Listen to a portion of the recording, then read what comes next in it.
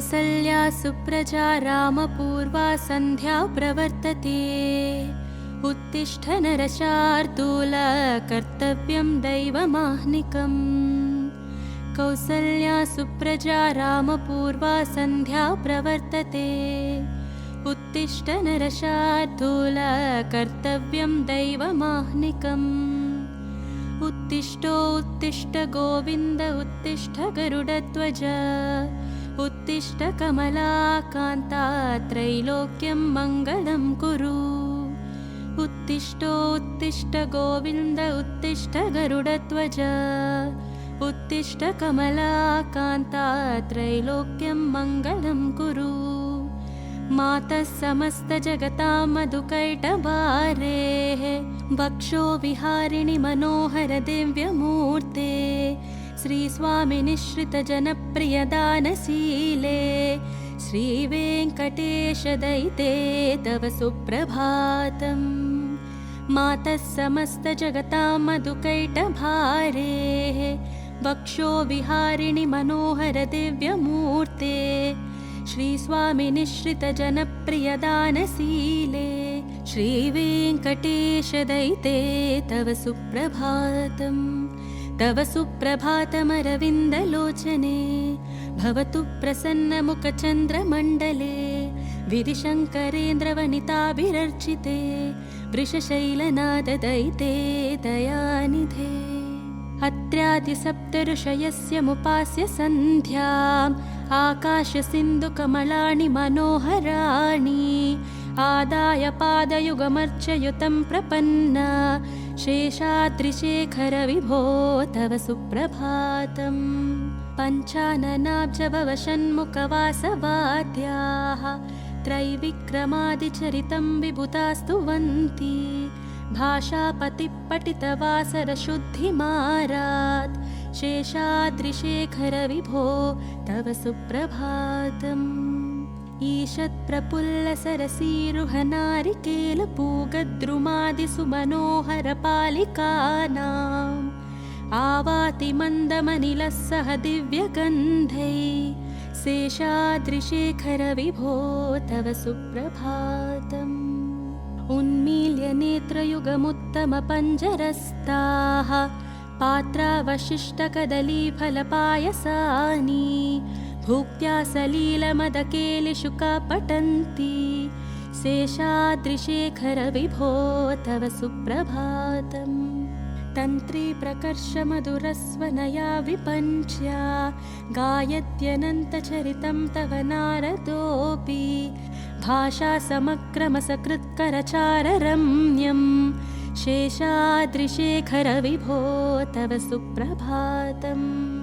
भृङ्गावली च मकरन्दरसानुविद्धजङ्कारगीतनिनदैः सह सेवनाय निर्यात्युपान्तसरसी कमलोदरेभ्यः शेषाद्रिशेखर विभो तव सुप्रभातम्। योषागणेन वरदत्नि विमध्यमाने घोषालयेष्णुदधिमन्दनतीव्रघोषाः रोषात् कलिं विदधते ककुपश्च कुम्भा शेषाद्रिशेखर विभो तव सुप्रभातम्। पद्मेशमित्रशतपत्रगतालिवर्गाः हर्तुं श्रियं कुवलयस्य निजाङ्गलक्ष्म्या भेरीनिनादमिव बिभत्रितीव्रनादम् शेषाद्रिशेखर विभो तव सुप्रभातम्। श्रीमन्नभीष्टवरदाखिललोकबन्धो श्रीनिवास जगदेकदयैकसिन्धो श्रीदेवतागृहभुजान्तरदिव्यमूर्ते श्रीवेङ्कटाचलपते तव सुप्रभातम्। श्रीमन्नभीष्टवरदाखिललोकबन्धो श्रीनिवास जगदेकदयैकसिन्धो श्रीदेवतागृहभुजान्तरदिव्यमूर्ते श्रीवेङ्कटाचलपते तव सुप्रभातम्। श्रीस्वामी पुष्करनिकाप्लवनिर्मलाङ्गाः श्रेयोर्थिनो हरविरिञ्च सनन्दनाद्याः द्वारे वसन्ति वरवेत्र हतोत्तमाङ्गा श्रीवेङ्कटाचलपते तव सुप्रभातम् श्रीशेषशैलगरुडाचलवेङ्कटाद्रिनारायणाद्रिवृषभाद्रिवृषाद्रिमुख्याम् आख्यां त्वदीयवसतेरनिशं वदन्ति श्रीवेङ्कटाचलपते तव सुप्रभातम् सेवापरा शिवसुरेश कृशानुधर्मरक्षोऽम्बुनाथ पवमानधनाधिनाथाः बद्धाञ्जलिप्रविलसन्मिजशीर्षदेशाः श्रीवेङ्कटाचलपते तव सुप्रभातम् धाटीषु ते विहगराज मृगादिराज नागादिराज गजराज हयादिराजाः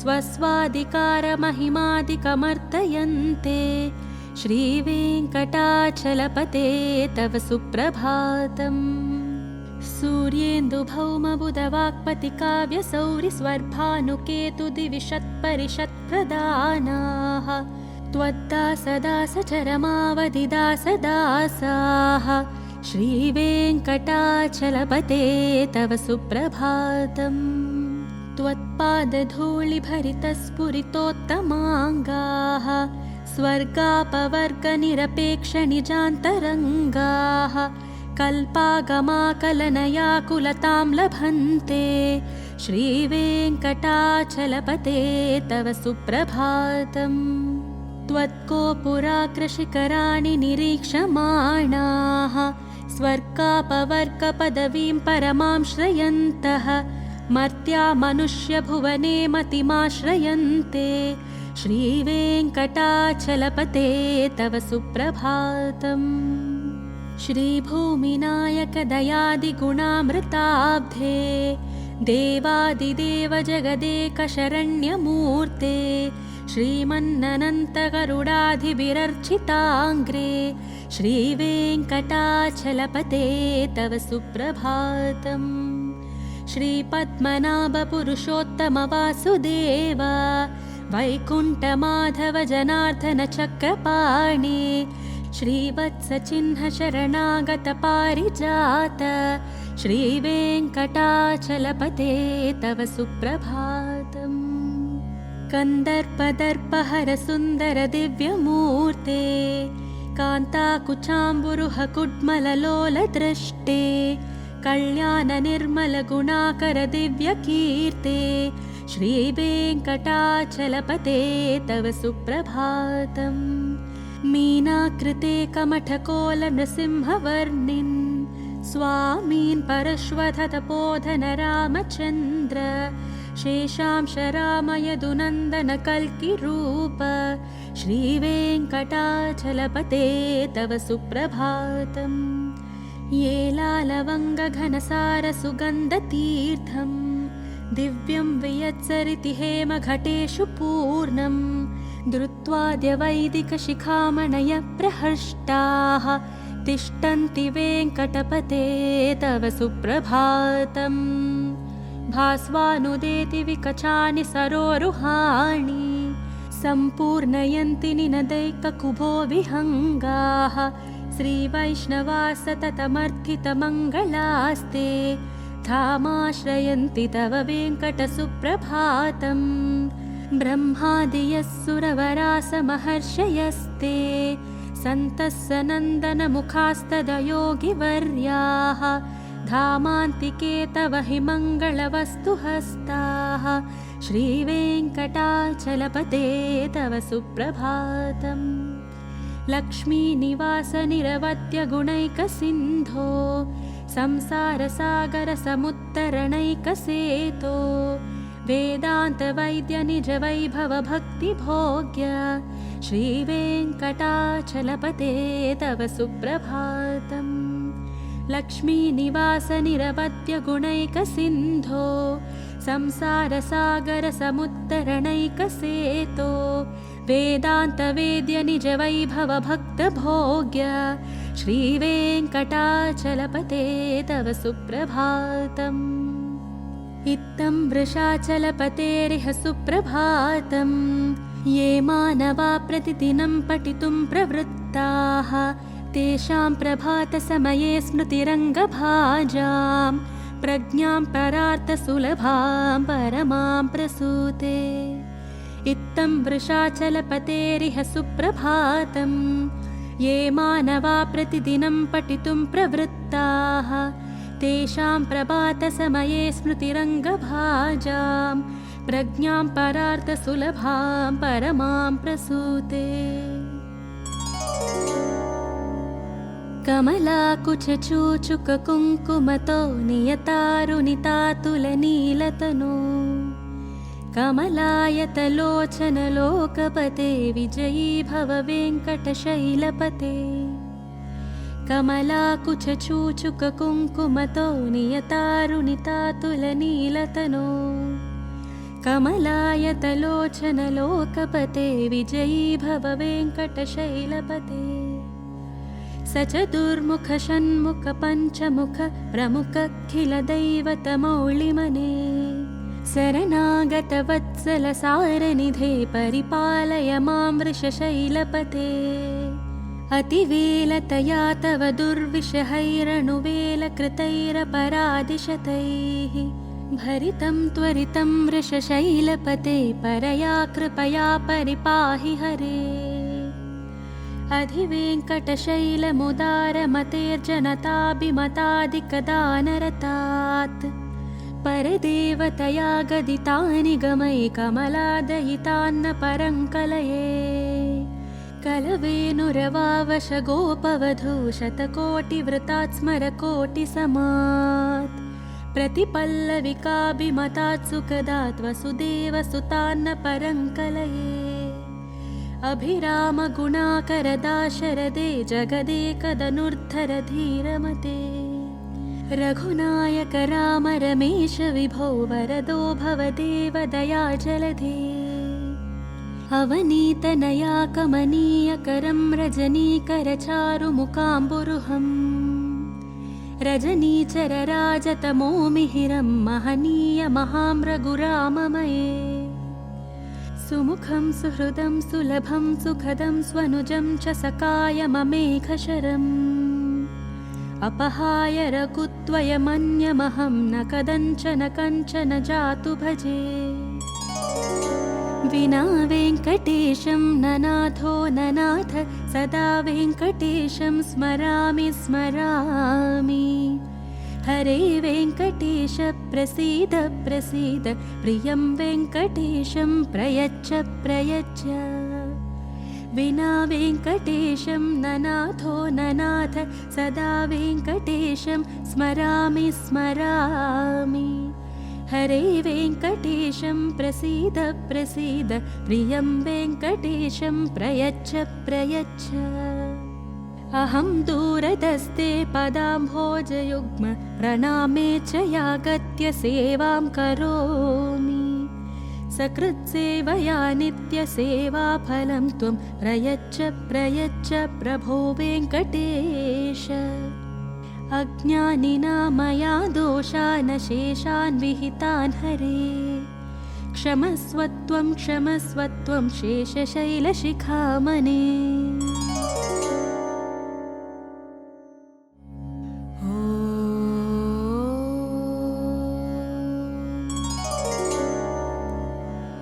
कौसल्या सुप्रजा रामपूर्वा सन्ध्या प्रवर्तते। उत्तिष्ठ नरशार्दूल कर्तव्यं दैवमाह्निकम्। कौसल्या सुप्रजा रामपूर्वा सन्ध्या प्रवर्तते। उत्तिष्ठ नरशार्दूल कर्तव्यं दैवमाह्निकम्। उत्तिष्ठ गोविन्द उत्तिष्ठ गरुडध्वज।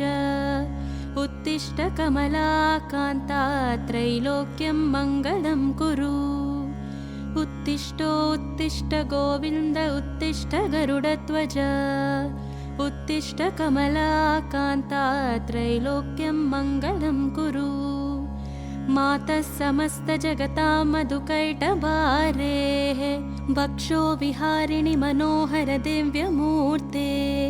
श्रीस्वामिनिश्रितजनप्रियदानशीले श्रीवेङ्कटेशदयिते तव सुप्रभातम् मातः समस्तजगतां मधुकैटभारेः वक्षो विहारिणि मनोहर दिव्यमूर्ते श्रीस्वामिनिश्रितजनप्रियदानशीले श्रीवेङ्कटेशदयिते तव सुप्रभातम् तव सुप्रभातमरविन्दलोचने भवतु प्रसन्नमुखचन्द्रमण्डले विधिशङ्करेन्द्रवनिताभिरर्चिते वृषशैलनाददयिते दयानिधे अत्र्यादिसप्तऋषयस्य मुपास्य सन्ध्याम् आकाशसिन्धुकमलानि मनोहराणि आदाय पादयुगमर्चयुतं प्रपन्ना शेषाद्रिशेखर विभो तव सुप्रभातम्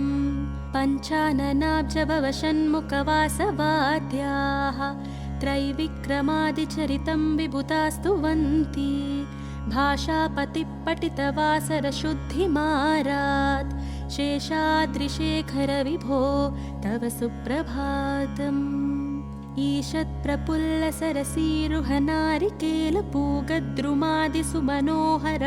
ईषत्प्रफुल्लसरसीरुहनारिकेलपूगद्रुमादिसुमनोहरपालिकानाम् आवाति मन्दमनिलः सह दिव्यगन्धैः शेषाद्रिशेखर विभो तव सुप्रभातम् उन्मील्य नेत्रयुगमुत्तमपञ्जरस्ताः पात्रावशिष्टकदलीफलपायसानि भुक्त्या सलीलमदकेलिशुका पठन्ति शेषाद्रिशेखर विभो तव सुप्रभातम् तन्त्री प्रकर्षमधुरस्वनया विपञ्च्या गायत्यनन्तचरितं तव नारदोऽपि भाषा समक्रमसकृत्करचाररम्यं शेषाद्रिशेखर विभो तव सुप्रभातम् भृङ्गावली च मकरन्दरसानुविद्धजङ्कारगीतनिनदैः सह सेवनाय निर्यात्युपान्तसरसी कमलोदरेभ्यः शेषाद्रिशेखर विभो तव सुप्रभातम् योषा गणेन वरदत्नि विमध्यमाने घोषालयेष्णुदधिमन्दनतीव्रघोषाः रोषात् कलिं विदधते ककुपश्च कुम्भा शेषाद्रिशेखर विभो तव सुप्रभातम् पद्मेशमित्रशतपत्रगतालिवर्गाः हर्तुं श्रियं कुवलयस्य निजाङ्गलक्ष्म्या भेरीनिनादमिव बिभत्रितीव्रनादं शेषाद्रिशेखर विभो तव सुप्रभातम् श्रीमन्नभीष्टवरदाखिललोकबन्धो श्रीश्रीनिवास जगदेकदयैकसिन्धो श्रीदेवतागृहभुजान्तरदिव्यमूर्ते श्रीवेङ्कटाचलपते तव सुप्रभातम् श्रीमन्नभीष्टवरदाखिललोकबन्धो श्रीश्रीनिवास जगदेकदयैकसिन्धो श्रीदेवतागृहभुजान्तरदिव्यमूर्ते श्रीवेङ्कटाचलपते तव सुप्रभातम् श्रीस्वामि पुष्करनिकाप्लवनिर्मलाङ्गाः श्रेयोर्थिनो हरविरिञ्च सनन्दनाद्याः द्वारे वसन्ति वरवेत्रहतोत्तमाङ्गा श्रीवेङ्कटाचलपते तव सुप्रभातम् श्रीशेषशैलगरुडाचलवेङ्कटाद्रिनारायणाद्रिवृषभाद्रिवृषाद्रिमुख्याम् आख्यां त्वदीयवसतेरनिशं वदन्ति श्रीवेङ्कटाचलपते तव सुप्रभातम्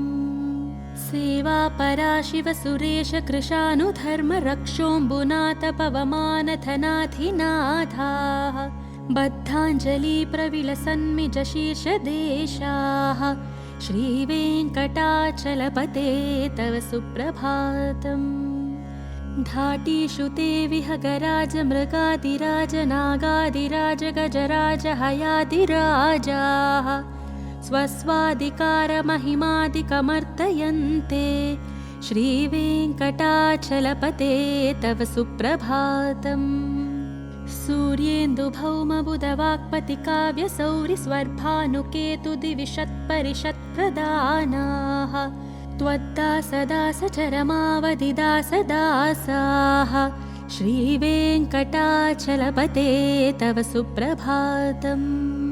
त्वत्पादधूलिभरितस्फुरितोत्तमाङ्गाः स्वर्गापवर्गनिरपेक्षनिजान्तरङ्गाः कल्पागमाकलनयाकुलतां लभन्ते श्रीवेङ्कटाचलपते तव सुप्रभातम्। त्वत्कोपुराग्रशिखराणि निरीक्षमाणाः स्वर्गापवर्गपदवीं परमां श्रयन्तः मर्त्या मनुष्यभुवने मतिमाश्रयन्ते श्रीवेङ्कटाचलपते तव सुप्रभातम्। श्रीभूमिनायकदयादिगुणामृताब्धे देवादिदेव जगदेकशरण्यमूर्ते श्रीमन्ननन्तगरुडाधिभिरर्चिताङ्ग्रे श्रीवेङ्कटाचलपते तव सुप्रभातम्। श्रीपद्मनाभपुरुषोत्तमवासुदेव वैकुण्ठमाधव जनार्दन चक्रपाणि श्रीवत्सचिह्नशरणागतपारिजात श्रीवेङ्कटाचलपते तव सुप्रभातम्।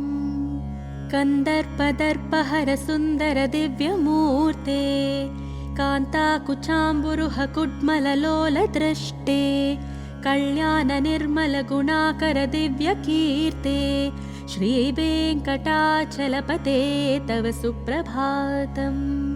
मीनाकृते कमठकोलनृसिंहवर्णिन् स्वामीन् परश्वथतपोधन रामचन्द्र शेषांश रामयदुनन्दन कल्किरूप श्रीवेङ्कटाचलपते तव सुप्रभातम्।